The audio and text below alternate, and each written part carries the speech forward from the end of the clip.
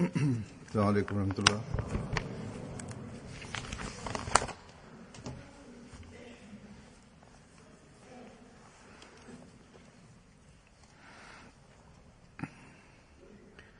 أشهد أن لا إله إلا الله وحده لا شريك له وأشهد أن محمدا عبده ورسوله أما بعد فأعوذ بالله من الشيطان الرجيم بسم الله الرحمن الرحيم الحمد لله رب العالمين الرحمن الرحيم مالك يوم الدين إياك نعبد وإياك نستعين اهدنا الصراط المستقيم صراط الذين أنعمت عليهم غير المغضوب عليهم ولا الضالين.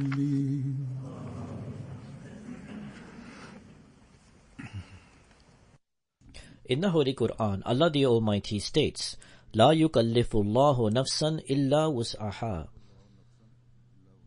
that Allah burdens not any soul beyond its capacity.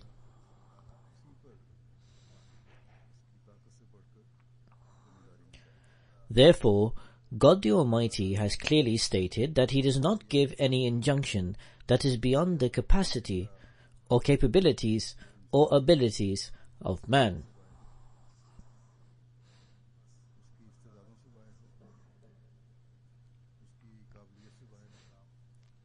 And so, whenever any commandment comes from God the Almighty, which is not beyond one's capacity, it then becomes a responsibility upon mankind to act upon it and adhere to it.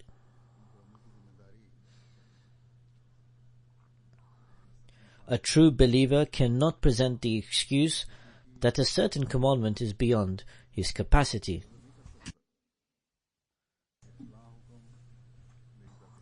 If one has faith in God the Almighty, then it is incumbent that one should also profess the belief that all of God the Almighty's commandments are according to their capabilities,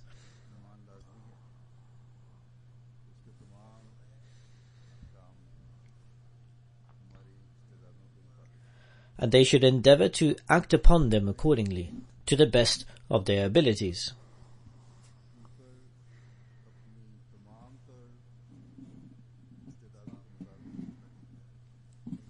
This is the beautiful teaching of Islam, because God the Almighty does not present any commandment and then state that its highest standards should undoubtedly and unquestionably be achieved, or else you will be punished for not doing so.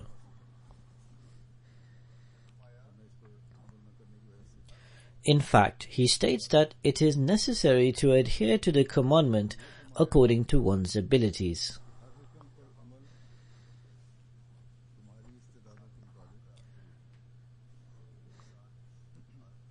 When we study the nature of man, we find that each person is different in nature. Their level of intellect, physical structure, knowledge, wisdom and so forth all vary from one another.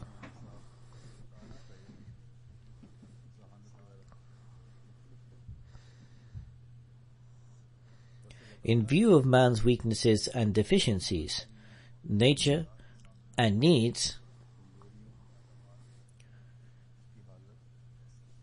God Almighty has given flexibility in His commandments, and has outlined both its minimum and maximum standards.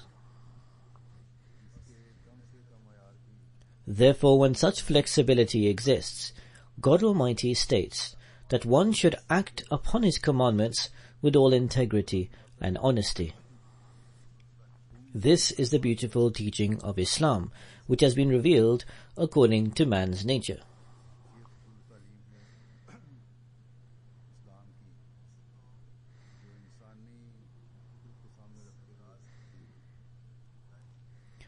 No one is left with the excuse that, "O Allah, you have created me with such a nature and such faculties, but they do not concord with the injunctions you have given."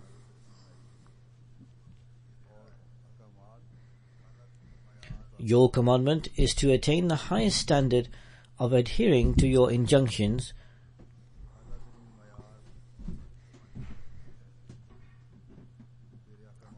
but my physical condition is such that I cannot adhere to that standard, or my mental intellect or other weaknesses are an impediment to achieving this standard. Therefore, how can I adhere to them?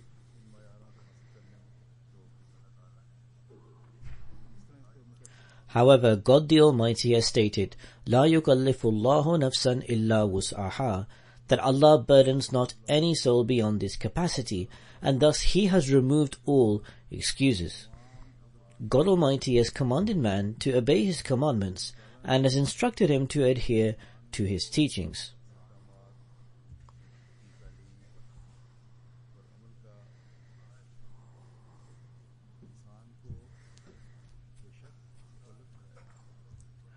But by establishing the basic and most minimum standard, He has eliminated the possibility of anyone presenting an excuse for not being able to adhere and act upon it.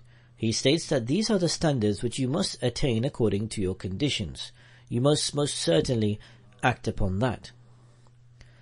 The promised Messiah, on whom be peace, has stated that no person can be compelled to believe in something that is against human reasoning.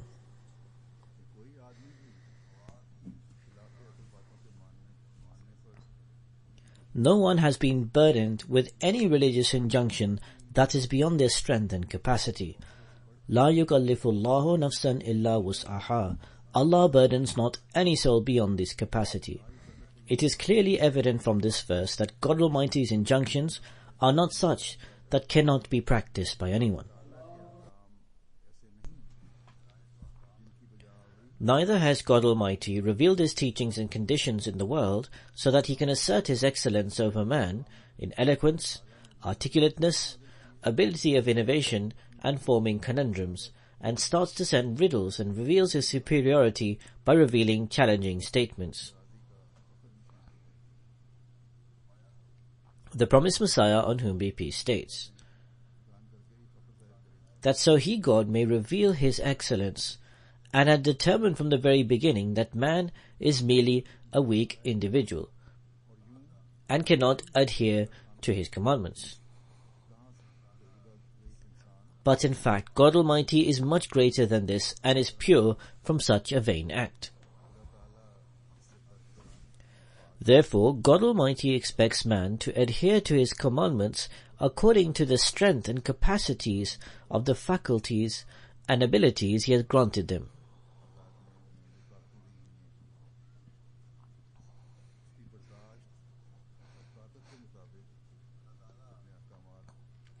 God Almighty is not like us humans, that He has just revealed His commandments so that He can assert His awe and aura. Like those officers who give commandments to their subordinates to simply annoy them, and upon their failure to carry them out, they humiliate and shame them.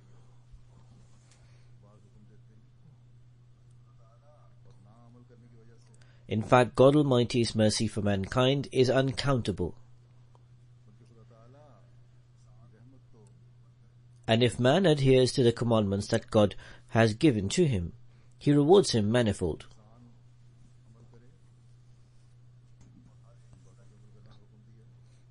God's expectation of man's actions is according to his ability and rewards him abundantly.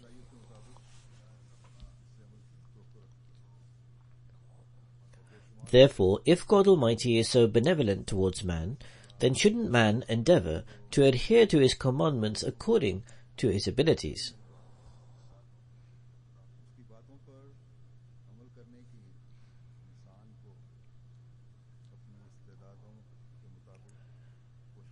Indeed, a true believer would certainly do so and should do so.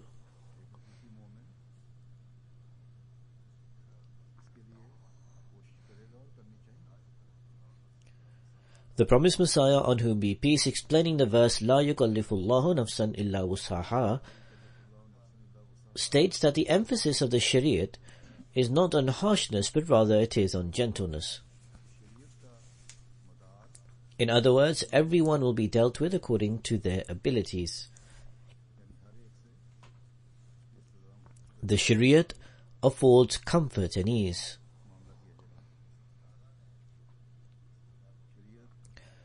Therefore, by stating, according to their abilities, God Almighty has outlined both the lowest and the highest limits. He has set its boundaries.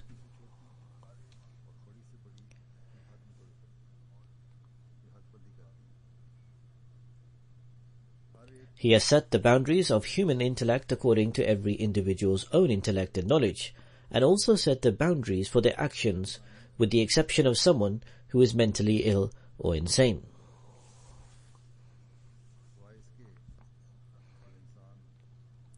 Even a person with a very low intellect has been instructed to adhere to the commandments according to their abilities and capacity.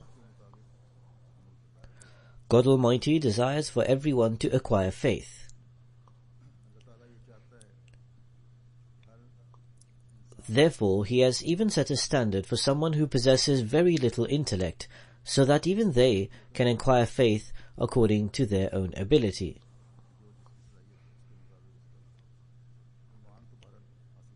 If He had not determined a standard for those with low intellect, then it was not essential for everyone to believe.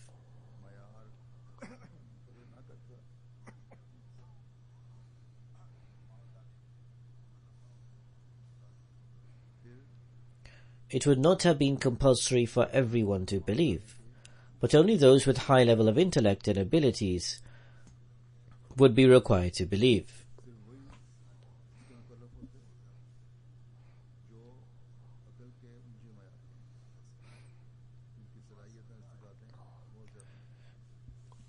If someone is unable to comprehend something, then he cannot be held accountable for not adhering to it. Therefore, God Almighty has set various standards to accommodate all levels of intellectual abilities.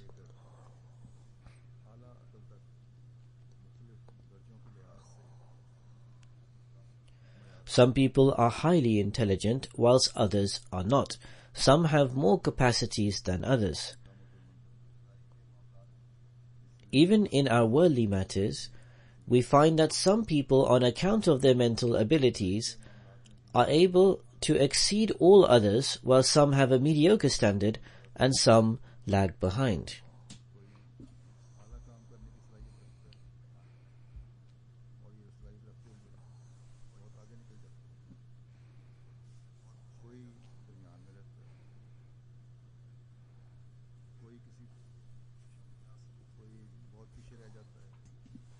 Then, in various professions, we also find that some excel in one particular profession, whilst others excel in another profession. In education, some are inclined to one particular subject, whilst others are inclined to a different subject. Thus, these are all natural aspects, whereby our inclinations and interests lead us to do different things.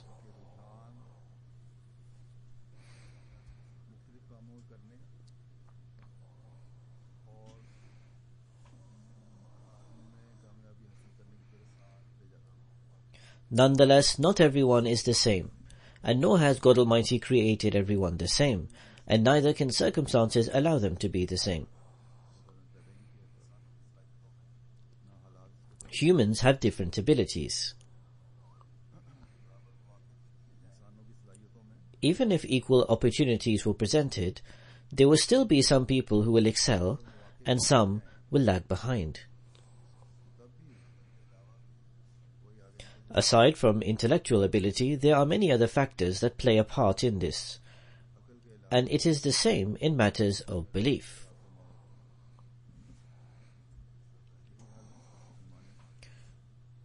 Just as in worldly matters, these differences are apparent, similarly there exists one in matters of belief and faith. There are some on the basis of their individual abilities who surpass others, while some lag behind in adhering to God's commandments. We can expect from everyone to have belief.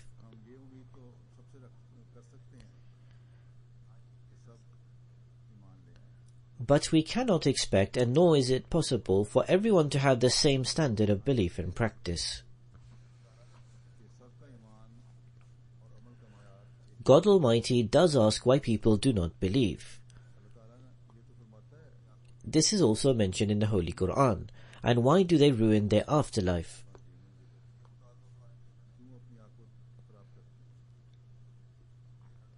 However, there is no demand in the Holy Quran which asks why everyone doesn't have the same faith as Hazrat Abu Bakr and Hazrat Umar. A hadith relates that a man asked the Holy Prophet, may the peace and blessings of Allah be upon him, about Islam. The Holy Prophet ﷺ told him, the 5 daily prayers are obligatory. He asked if there were any other prayers. He was told no. But if he wanted to, he would offer the nafil, the optional prayers. Then the Holy Prophet ﷺ said that fasting for 1 month is obligatory. He asked, were there any other obligatory fast? He was told no. But if he wanted to, he could keep the nafil, the optional fasts. The Holy Prophet, may the peace and blessings of Allah be upon him, then told him about zakat. The man asked if there was any other kind of zakat. He was told no, but giving alms or sadaqah was a blessed option.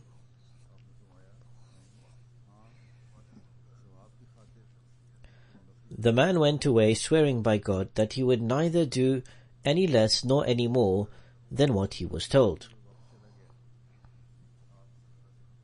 The Holy Prophet ﷺ said, if this man spoke the truth, he has found success.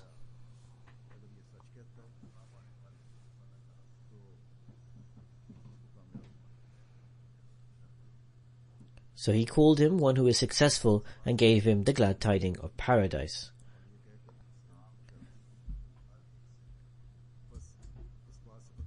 Therefore, from this we learn that Islam does not require everyone to attain the same level of faith as Hazrat Abu Bakr and Hazrat Umar.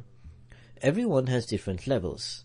They have their own strengths and their own levels of faith.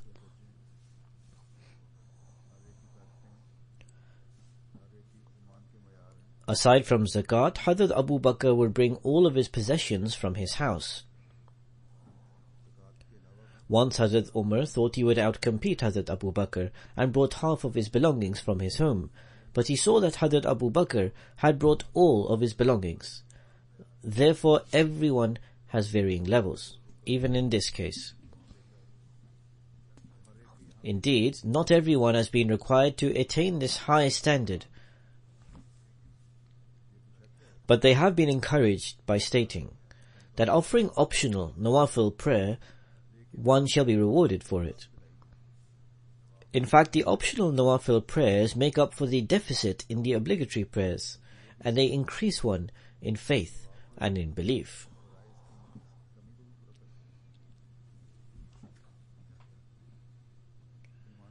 However, it has not been commanded that certainly everyone must offer their optional or nawafil prayers regardless of their condition.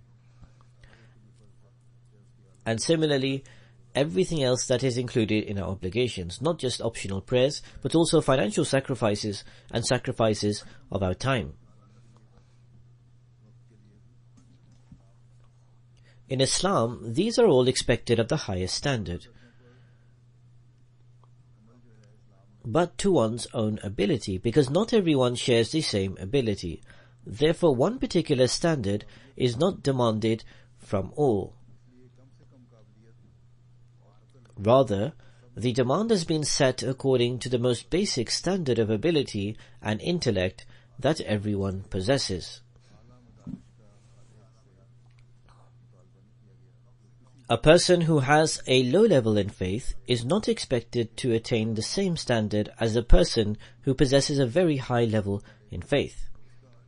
Therefore, the requirements have been set according to the varying capacities and abilities, and no one has been unnecessarily burdened.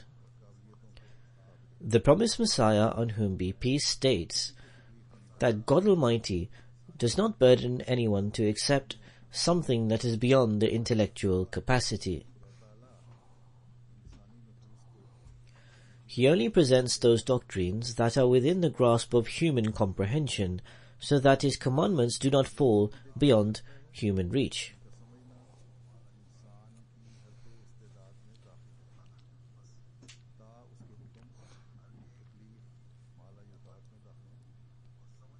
Therefore, one's intellectual and physical capacity determines his standard of virtue, because God the Almighty does not burden anyone beyond their capacity.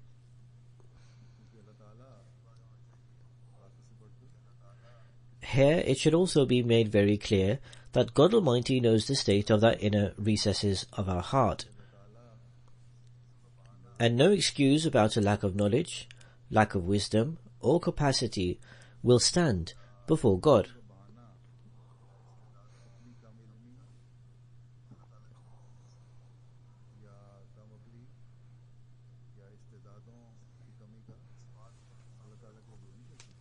Thus, keeping this in view, we should assess our abilities and test our faith in practice.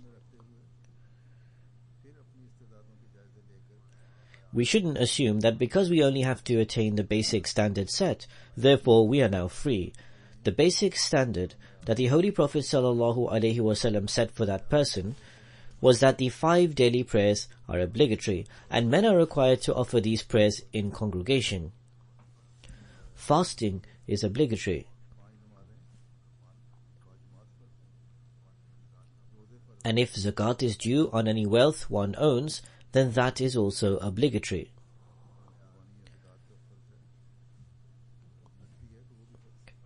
These are the basic standards that everyone should keep in view and assess themselves.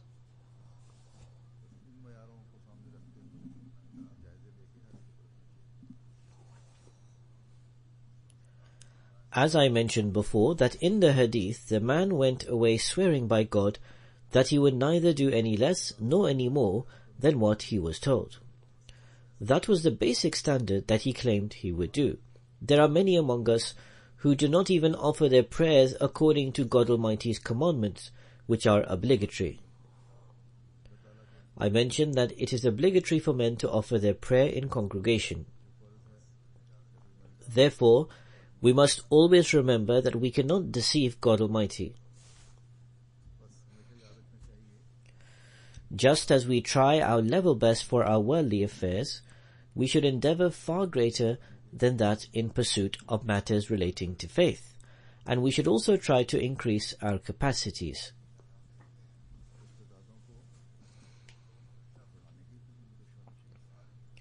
We find that in this world, weak people always seek for support, but not everyone has the same abilities. Therefore, those who have greater abilities go far ahead, whilst others increasingly search for more support.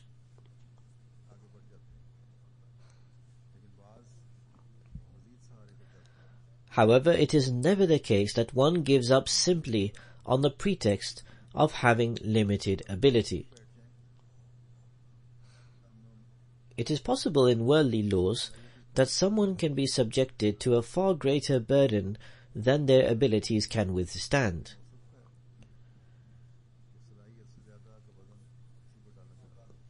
But this cannot be the case for matters concerning religion. As mentioned before, that after appointing the basic standards, there is no question of one being burdened beyond one's capacity.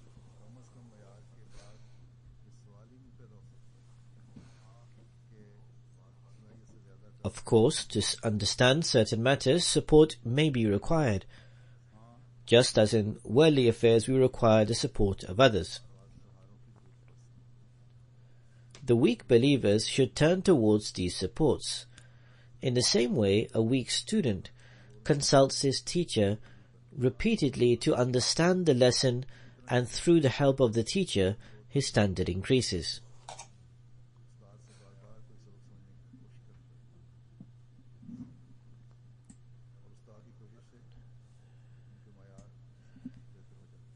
However, if the teacher does not help, then the student will fall behind. Those teachers who are unwilling to help, it shows that they are not discharging their responsibilities and duties properly.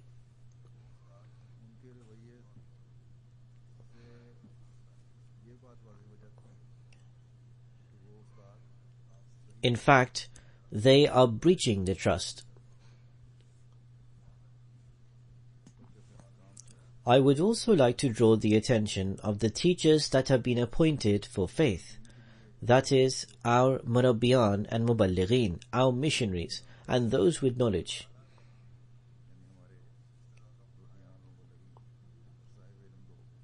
That God Almighty has enhanced their capabilities, and so therefore they should employ those capabilities correctly. They should help improve the capacity of those who are weak by increasing their knowledge, because this will be a way of being grateful for the capacities God Almighty has granted them.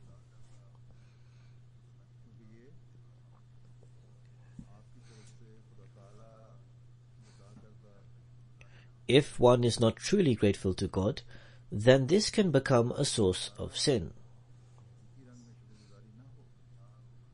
Therefore, the missionaries and the other Waqfin-e-Zindagi, the life devotees who have knowledge of religion, should pay particular attention towards supporting others and raising their capacities.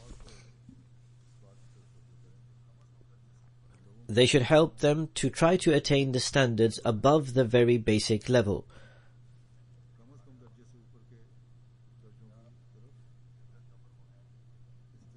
Or whichever level they are on, they should try to raise them to the standards above that.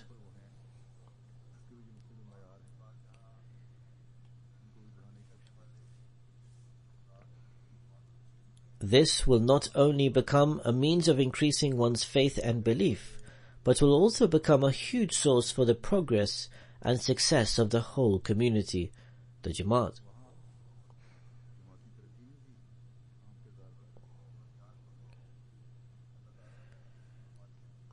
Indeed, God Almighty has told the missionaries that because of their knowledge, their capacities have been enhanced.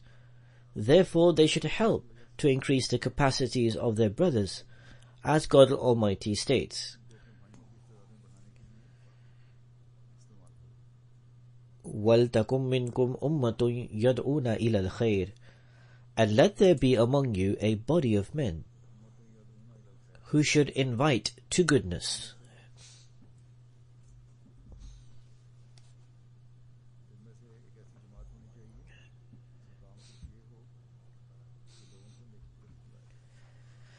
By the grace of God the Almighty, the community has jamiats all across the world which produce missionaries who have acquired religious knowledge, and their duty is to also pay great attention towards tarbiyat, the moral training of the community.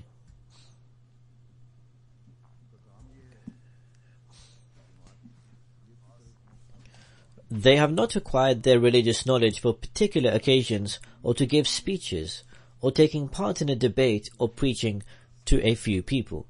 In fact, they have to continuously involve themselves in this task as this is a part of their duty, to train their own members and to show them ways to increase their faith and belief.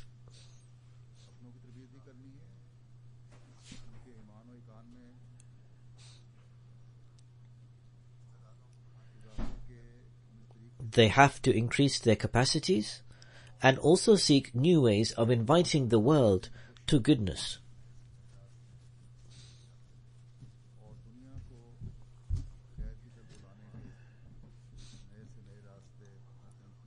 Some people become very experienced and say that there is no work, and whatever work is assigned to them, they quickly accomplish it.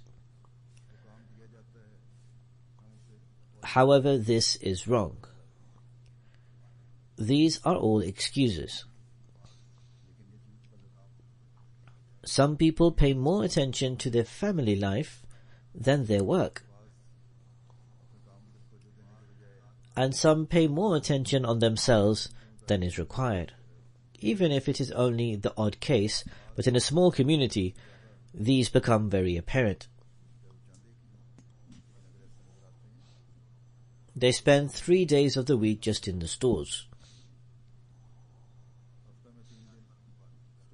I am not only talking about the new missionaries. Many of them, by the grace of God the Almighty, are filled with the spirit of dedication, and up until now are working with great passion.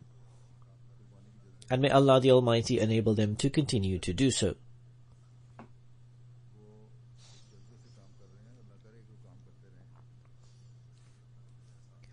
Many of them are conscious of their time.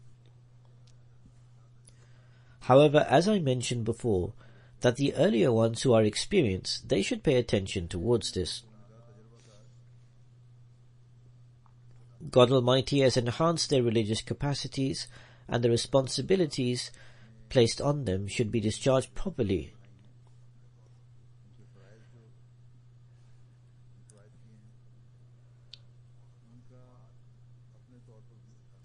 They should help to enhance the capacities of the members of the Jamaat, like good teachers.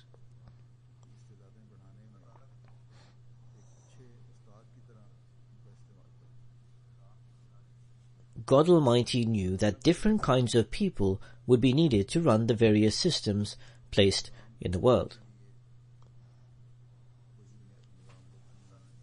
That is why He stated that there should be some people among you who should enhance in their religious knowledge and capabilities,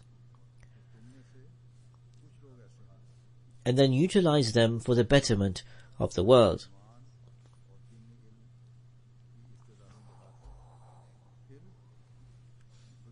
The Waqfin-e-Zindagi, the life devotees, have answered the call of God and have devoted their life for this purpose out of their own choice.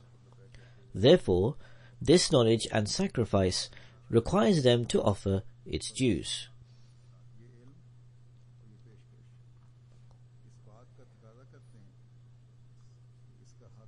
It is true, everyone is not the same in learning knowledge.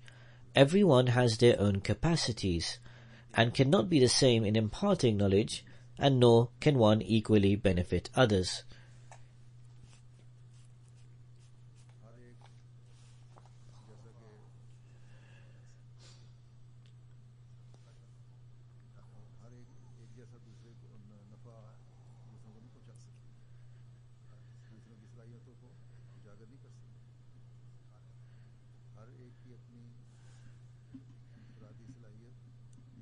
However, whatever capacities and abilities one has, he should try to utilize them to the best of his ability.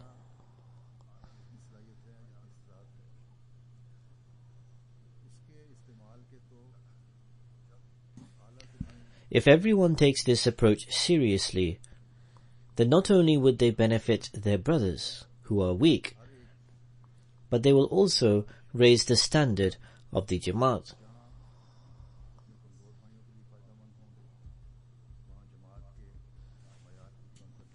Therefore, Waqfin-e-Zindagi, life devotees, and particularly missionaries, have a great responsibility.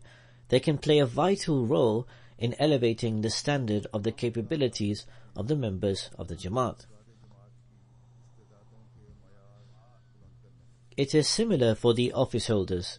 Members of the Jamaat choose them as office holders because they think that capabilities and knowledge and wisdom of the people we want to choose as office holders is better than us.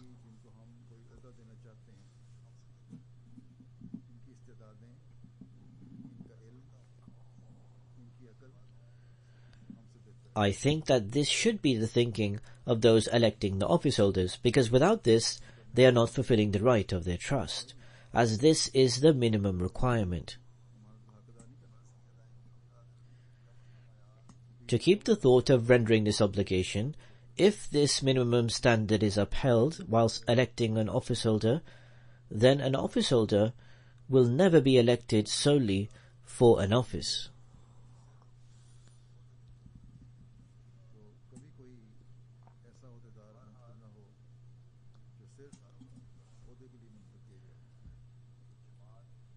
It is the responsibility of the office holders to strive towards elevating the standards of the theoretical and religious advancement of the Jamaat, and in elevating their capabilities, so that there is an increment in every person's capabilities in their own levels.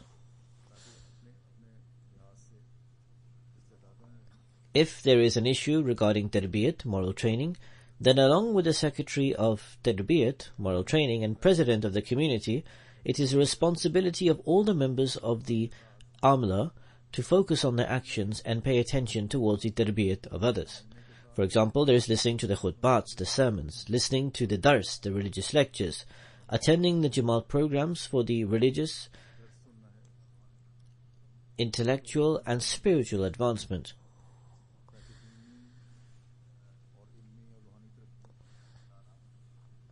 It is the duty of the office holders to bring others in these functions. Then, after benefiting from these sermons and gatherings, to continuously remind the members of the Jamaat about this.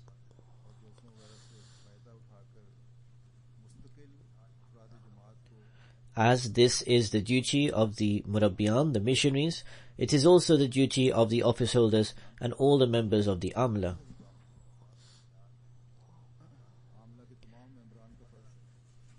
Some missionaries carry out this duty in a great manner.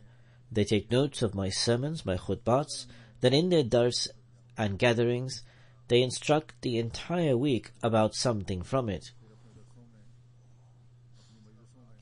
This has a very virtuous effect on the members of the Jamaat. Many people express this to me, that after listening to the dars, our religious knowledge has increased. They say that we found out the correct way to do something.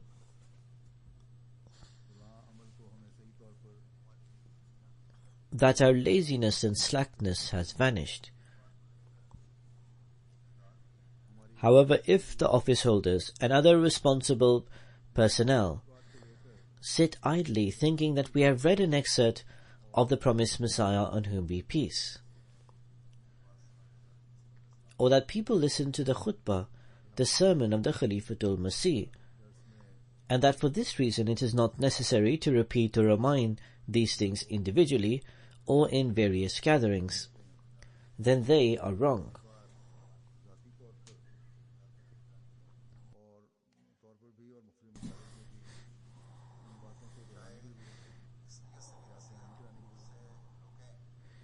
Even if they desist from offering advice for the reason that Khalifatul Masih's advice is not effective, how will our advice be effective? Even then it is wrong. Reminders are necessary in any case.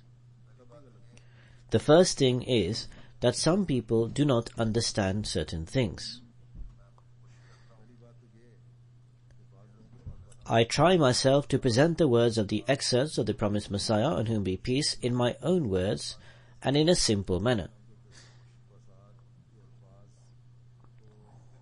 However, even then I have assessed and noticed that some people say that we did not understand, or what they understood was not correct.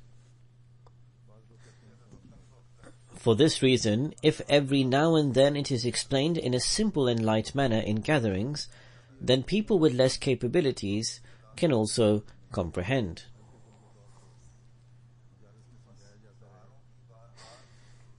Hence, support is needed, and it is a duty of responsible people to provide support for the weak. Some people try to understand themselves also. Some people write to me that we listened to the khutbah or the sermon twice or thrice and then we understood the subject matter. However, every individual does not pay attention like this. For this reason, those who have devoted their lives for the service of faith and those who are responsible to provide support for the weak,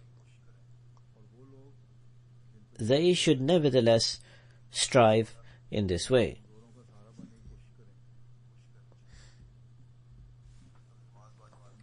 Just now it was mentioned that prayers in congregation are mandatory for men. I often direct attention towards this. Regarding this, if those who are punctual try to provide support, then there can be improvement. It is not necessary to be an office holder alone. An ordinary man can also provide support. While speaking on this topic, Hazrat Musleh Maud, may Allah be pleased with him, once stated,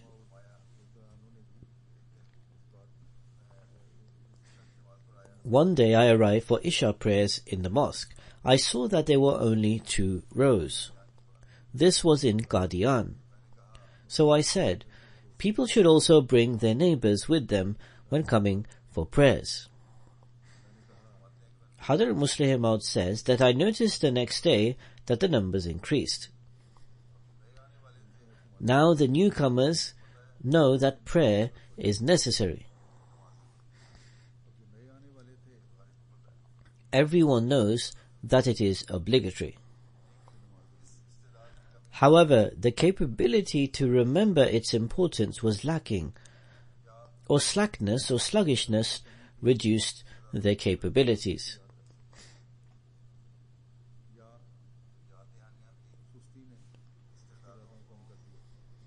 So reminders also polish capabilities or cause their improvement.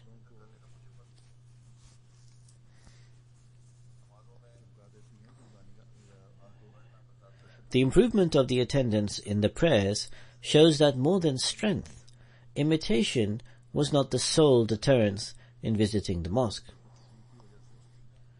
Instead, laziness hindered the capability or the sense of its importance.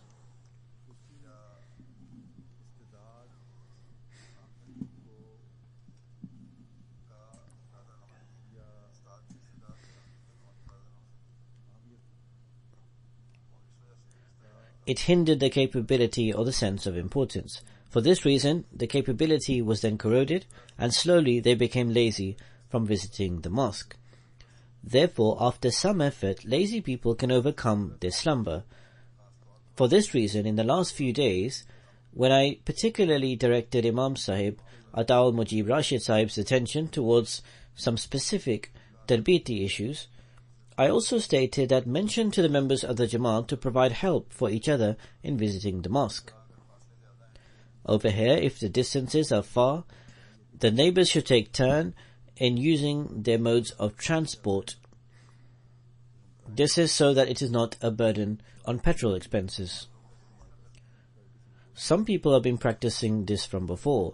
A friend from Gillingham told me that in the morning for Fajr prayers, his friend calls him 10 minutes before arriving at his place to be ready for the Fajr prayers.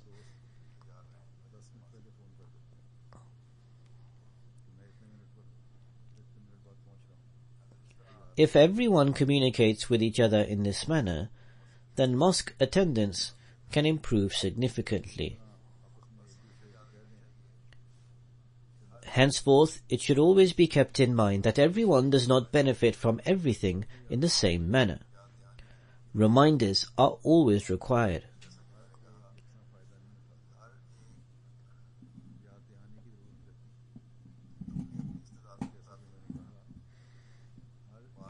As I have mentioned, everyone tries to understand according to their own capabilities.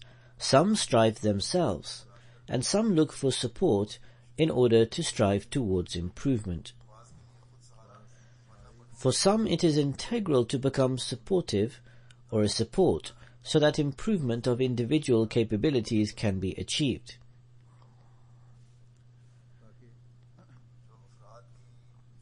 And the improvement of communal standards can also be achieved.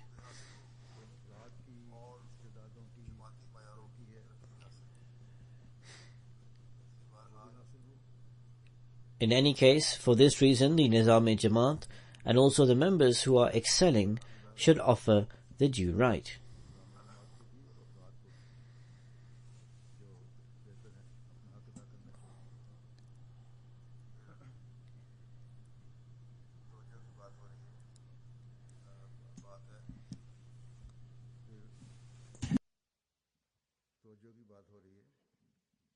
Now that attention is being mentioned, attention should be maintained during the khutbah, the sermons.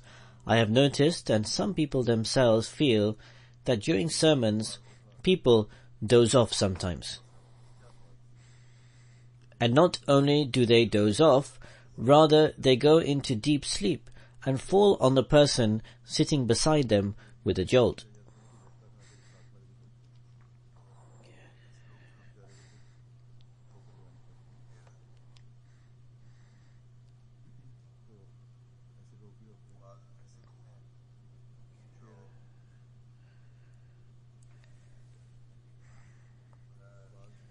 This person, poor individual, has to bump into them again. Hence there are such people. Then there are some with hearing disorders, and they cannot hear properly. They cannot comprehend the meaning. Some are lost in their thoughts. So what is the benefit of thinking that these various types of people have heard a sermon or a speech? What effect can it have? Anyways, reminders and attention is needed for these people. As I have stated, it should be continuous. During Jalsas or the annual convention, some people probably raise the slogans when they see others around them dozing off, or they want to fight their own sleep.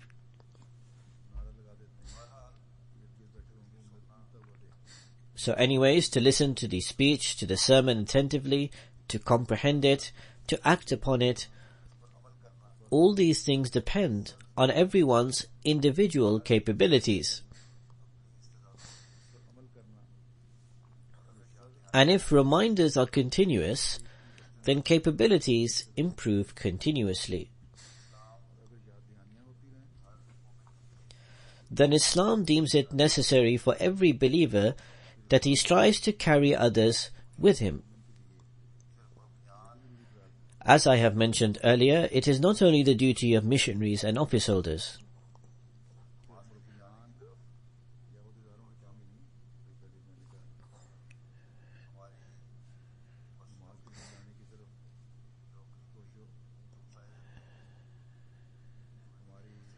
It is not only compulsory for those living far away from the mosque, rather those living near the mosque should also pay attention towards bringing their neighbours to the mosque. If people living close to Fazl Mosque or Beit al-Fudu direct the attention of their neighbours, then the mosque attendance can be increased. Similarly, in other mosques as well.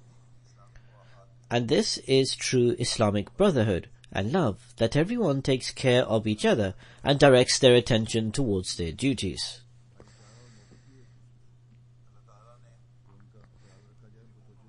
Allah the Almighty also made it obligatory for the believers that when they progress, they should call upon their brothers, come and attain this.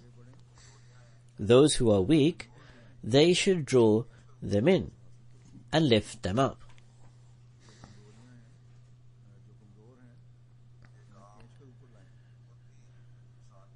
This action will make man heir to God Almighty's favours. That is this action of drawing others in and lifting them up. The Holy Prophet ﷺ said that the one who guides towards goodness has equal right for reward as the doer of goodness. Hence, the one who offers prayer in congregation will be rewarded 27 times for offering his prayer in congregation.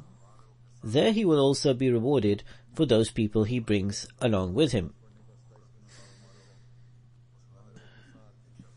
For instance, if a person brings 3 people to a prayer with him, he will be rewarded 108 times instead of 27 times for that particular prayer.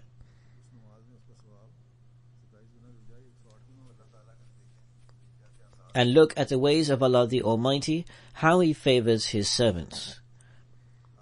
Hence, all of us who are active in our efforts for faith, we should also strive to involve others. If everyone works with this thinking, then we will not only increase capabilities of others, rather we will also increase our own capabilities while thinking that I am not going to be stagnant. That we have to progress. And after providing goodness to others, they will be entitled to manifold blessings of Allah, as I have stated according to the hadith, the sayings of the Holy Prophet ﷺ. And this thinking will also cause a revolutionary change in the general development of the Jamaat. May Allah the Almighty grant us all the ability to increase our capabilities and to absorb His favors.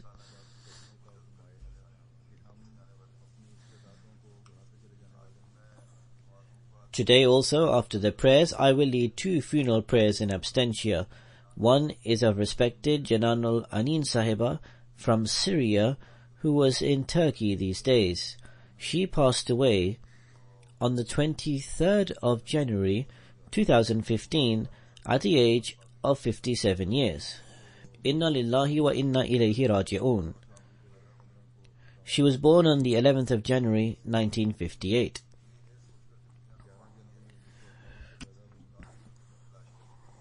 Before Ahmadiyyat, she studied several sects, keeping in mind that this life is mortal and nearness to Allah should be sought, but she couldn't find serenity anywhere. She always prayed to Allah for guidance with utmost sincerity. Finally, in 1994, she was introduced to MTA, and the program Liqam al-Arab captured her heart. After watching these programs, she felt satisfied for the first time. Then she sent some questions to Hadrat Khalif Tumsi Rabi, the 4th Khalifa of the Promised Messiah, which were answered in Liqam al-Arab. She was very impressed upon hearing the answers of Hadrat Khalif Tumsi IV on Liqam al-Arab, and in 1995 she made an announcement of accepting Ahmadiyyat in front of her husband. Her daughter was with her in this decision. Although she faced severe opposition from her father, her husband and other children accepted Ahmadiyyat after witnessing her virtue, righteousness, good morals and good actions. The deceased had good morals, was simple in nature, sincere and tender-hearted person. She used to help everyone and treated both young and old with love and affection. The deceased trained Lajna Imamullah and children in Syria and Turkey. She played an integral role in teaching them the Nizami Jamaat and in inculcating love of Khilafat in their hearts and the importance of remaining connecting to it. She was a president of Lajna Imamullah for a long period of time of one of the cities, and when she moved to Turkey, she was also appointed as president of Lajna Imamullah of Iskandarun. She fulfilled this duty with utmost excellence till her last breath. Other than her husband, she left behind 2 sons and a daughter. All of them, by the grace of Allah, are sincere Ahmadis. The deceased was a Musia. She signed the will, but due to certain circumstances in Syria, her record was lost. Anyways, her Vasiyat is under process. The administrative personnel should carry out this process and accept her will. Ali Jabbar Sahib, son of the deceased, states that my mother used to prepare for Tahajjud prayers regularly and advised every member of the household to do the same. She always used to say that replace the pleasure of sleeping with the ardent desire of waking up for Tahajjud, so you are able to prove that the most joyful and important thing in your life is worship of God. Moreover, she used to say that express your love to God by adopting this way, that perform your ablution and be ready, then wait for the azan, as you would sit and wait impatiently for a meeting with your most beloved. Muhammad Sharif Sahib of Turkey writes that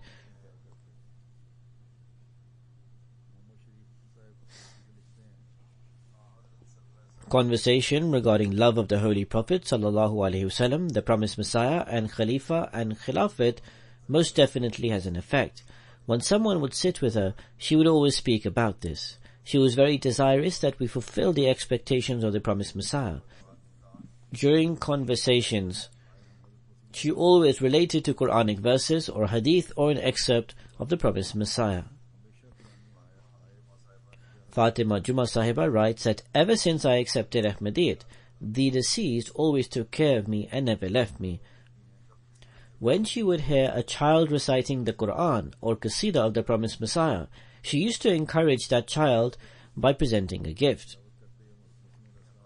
Fatima Sahiba writes that the last time we went to meet her, she said to me, I command you by will to obey the Khalifa of the time in all circumstances. May Allah the Almighty elevate the rank of the deceased, and may He enable her children and progeny to always remain connected with the Jamaat. May Allah the Almighty enable them to serve Islam sincerely, as it was her desire that true Islam remains established in her progeny.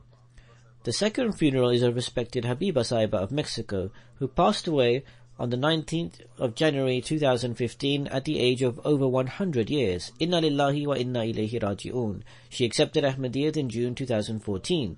The deceased accepted Islam in an old age. However, she learned prayer at this age, and by the grace of Allah she was regular in her prayers. She used to pray a lot, was consistent in her worship, and always absorbed in the remembrance of Allah. She was a joyful disposition and a pious lady. Prior to her death, she offered the Zuhr prayers. She was engulfed in remembrance of Allah when she passed away. She was born in Chiapla State in Mexico, in the Zuxu village, in a Catholic family. Or she was born there. Her birth took place in Mexico. Her father was a prominent priest of that area. He separated himself from the Catholic Church and joined the Protestant sect. In 1981, he was murdered because of religious opposition. The husband of the deceased was appointed as a priest in his place in the sect. In 1996, her grandson, that is, the grandson of the deceased, Imam Ibrahim Sahib, accepted Islam. And due to his propagation, the husband of the deceased and many family members accepted Ahmadiyyat. And now all her grandsons, granddaughters and children are Ahmadi Muslims.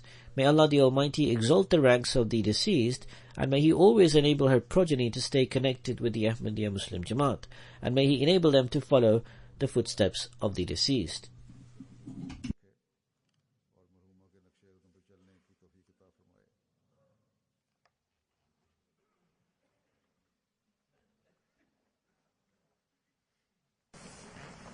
Alhamdulillah,